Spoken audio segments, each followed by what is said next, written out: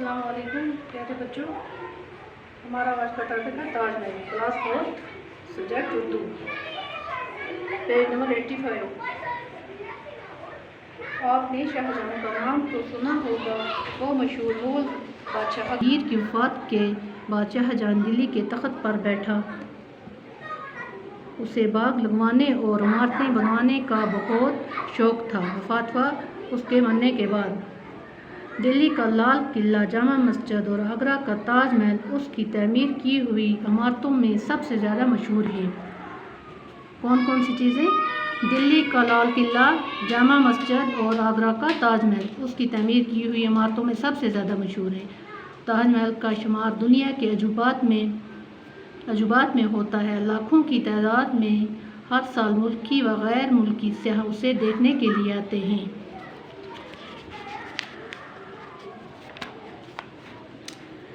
शाहजहां को अपनी मलका मुमताज़ महल से बड़ी मोहब्बत थी। मुमताज़ महल जो थी, मलका मुमताज़ महल से बड़ी मोहब्बत थी। मलका हुई उसकी बीवी रानी। मुमताज़ महल का असली नाम अर्जुमन बानो था। एक बार मुमताज़ महल बहुत बीमार हो गई और उसके ज़िंदा रहने की कोई उम्मीद नहीं रही। उसने शाहजहां से वसीयत की कि मेरी मौत के बाद मेरे मज़ार पर ऐसी इमारत बनाना जिसका दुनिया में कोई जवाब न हो।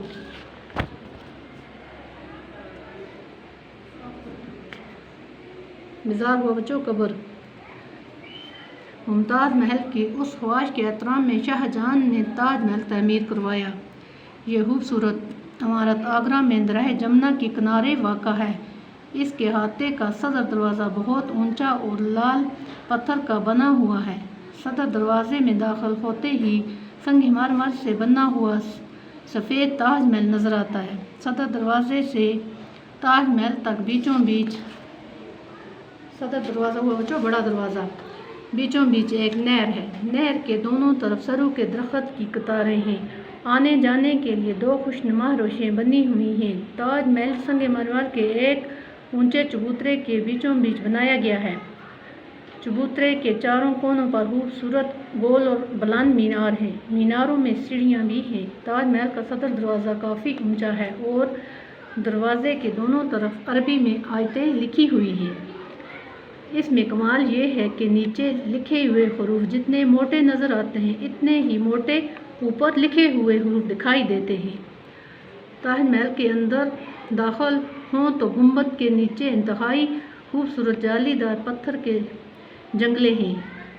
मुमताज़ महल और शाहजहां की कब्रें हैं। अंदरूनी हिस्से में तरह तरह के बेल, बूटे और फूल पत्तियां बनी हुई हैं जो देखने से तल्लुक़ रखती हैं। इन्हें मुख्तलिफ़ रंगों के कीमती पत्थरों और जवाहरात से बनाया गया है। पत्थरों में तराशी हुई नाजुक और बारीक जालियां देखकर अक्ल दंग रह जाती है। दुनिया में ऐसी कारीगरी की मिसाल नहीं मिलती।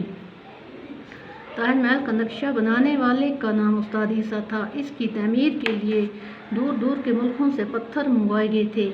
20,000 कारीगरों की लगातार मेहनत से 22 बरसों में ये इमारत तैयार हुई। 22 सालों में ये इमारत तैयार हुई थी।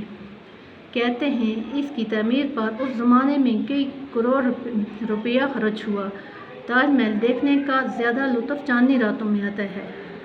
देखने का लुत्फ़ चांदनी रातों में ज़्यादा आता है। अक्सर पूरे चांद की रातों में ताज महल का नज़ारा बड़ा ही दिलकश होता है। जब भी कभी मौका मिले ताज महल ज़रूर देखना चाहिए। ये मुग़ल बादशाह शाहजहां ने तमीर करवाया था। शाहजहां अकबर का पोता था। शाहजहां अपने बाप जहांगीर की वफ़ात के बाद दिल्ली के तख्त पर बैठा। उसने ताज महल अपनी बीवी मुमताज़ महल की यादगार में बनवाया था। चूँकि ताज महल का शुमार दुनिया के शुमार नंबर 1 अजूबात में होता है। लाखों की तादाद लोग हर साल मुल्की व गैर मुल्की सयाह उसे देखने के लिए आते हैं। ताज महल के अलावा शाहजहां ने दिल्ली का लाल किला, जामा मस्जिद जैसी इमारतें तमीर करवाईं। ताज महल का नक्शा बनाने वाले का नाम था उस्ताद ईसा था। इसकी तमीर के लिए दूर दूर से मुल्कों से पत्थर मंगवाए गए थे। 22,000 कारीगरों